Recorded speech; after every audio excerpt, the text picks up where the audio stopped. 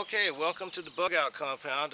We're going to do another weapons review here today, and what it is a weapon that I've really always liked my whole life, and my grandpa John Mendoza, step-grandpa, Filipino captain in South Pacific, New Guinea, Guadalcanal, Vela Cava, Vela, and Bougainville, and the Philippines. He was there when MacArthur came back. He said, "You see that footage? I'm standing right behind that palm tree over there."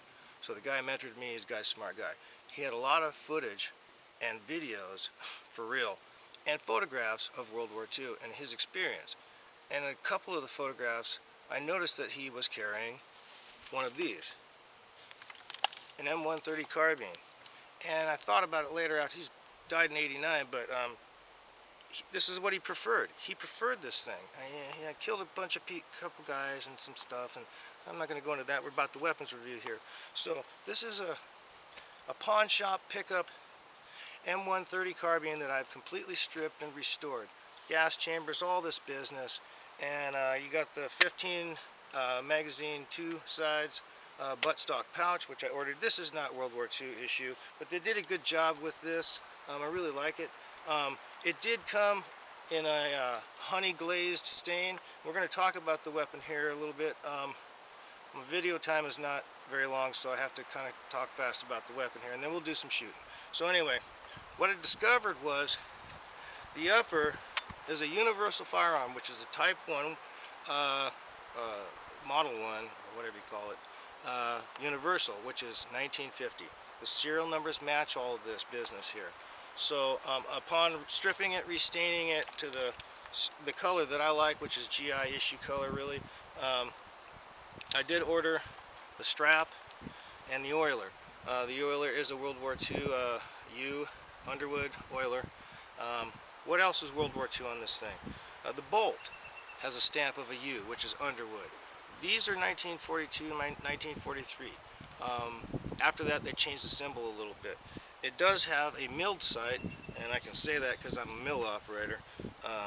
It's not stamped. This is a nice sight, and they were in a hurry when they put these things together, so they were shoved a little bit, not as to the center as possible, where they should have been, and a little bit to the right, so you had to shove the ghost sight way to the left to get this prick to line up. So I shoved it over a little bit. It's a nice milled sight, and it does have the W, not the W, excuse me, it's a Winchester sight. It has a shield with an H in the middle of it, which is 1942, 1943. So what else is World War II on this thing? The magazine. This is a letter K series magazine. This was issued to the soldiers in the South Pacific generally, and then later when we went to Europe later, they might have had some different stamp signatures on it, but the original ones were K series. This is a K. What else? It has the nice magazine release button, safety switch, which is real simple. You know, a red dot, baby's hot, okay? You want this thing on safe, make the red dot go away. So we're going to put this thing on hot. There's no bullets in the chamber yet. So the other thing about this thing I do like, it does have the 4 rivets to keep the upper assembly wood stock attached and not breaking from the lower wood stock. This is it's the original 1950 universal firearm wood stock. The serial numbers do match from this one to this one. The front housing up here, which utilizes not the bayonet lug, because the bayonets didn't come around until a little bit later in World War II. And like Hickok 45, which I love this guy's channel, he's really cool. He's in Kentucky, I'm up here in Bigfoot land up here in Washington State, okay? So they come around at night. So anyway, this is one of many weapons I have. And this is really cool. People talk about they foul out and they're not very accurate and all this crap about the M130 carbine. The ammunition it's 50% difficult to find. You can find it and you're going to pay a little bit for it, but people talk about all kinds of crap about these things not being reliable. Well, if this thing is completely cleaned, this baby works. So last night I went through 15 rounds in the 15-round magazine, and I had no issues whatsoever. So we're going to do this again today. We're going to do a little shooting test here, and we'll see what we can do. So let's do that. So let's charge the weapon. And you see downrange there I have typical exploding target. What do you call it? Who cares? We'll see what we can do. This might be a part 1, it might be a part 2 to show the damage that this rifle does do. It is a pistol cartridge, and that guy was in prison. You all know the history about that crap. But I like this thing, and there's a reason my grandpa, who was a captain, preferred this weapon over the BAR. He liked the BAR too, but he said he liked this one. Let's do it.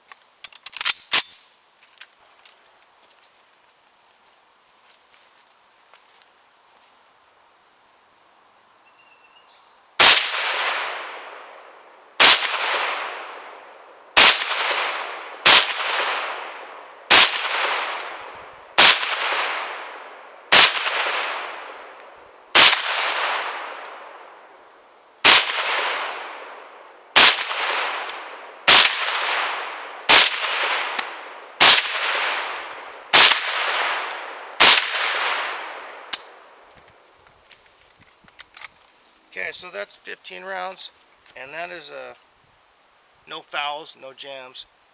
The thing works great, okay? Don't listen to anybody. So, what we're going to do now, that was the World War II magazine. We're going to use an aftermarket magazine. I won't tell you the company, but they've been working pretty good with the Tula ammunition, which a lot of people don't like.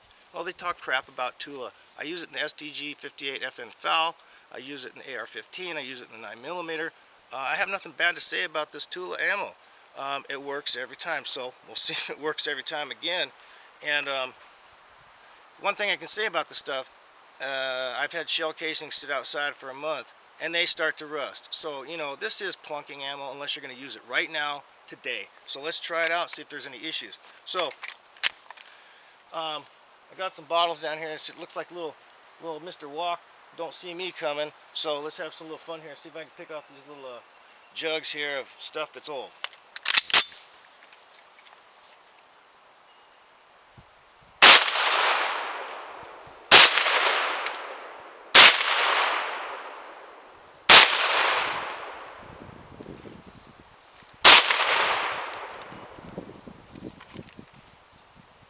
It's working pretty good, eh? So, no fouls, no nothing. Five rounds, it's going to keep going. The weapon is completely, I cleaned this brick, stripped it, made it brand new. You know, that's the thing, I love older things, especially weapons. So, just because it's old doesn't mean it's not going to work right and it ain't no good. You can fix it up a little bit. Thanks for watching the video.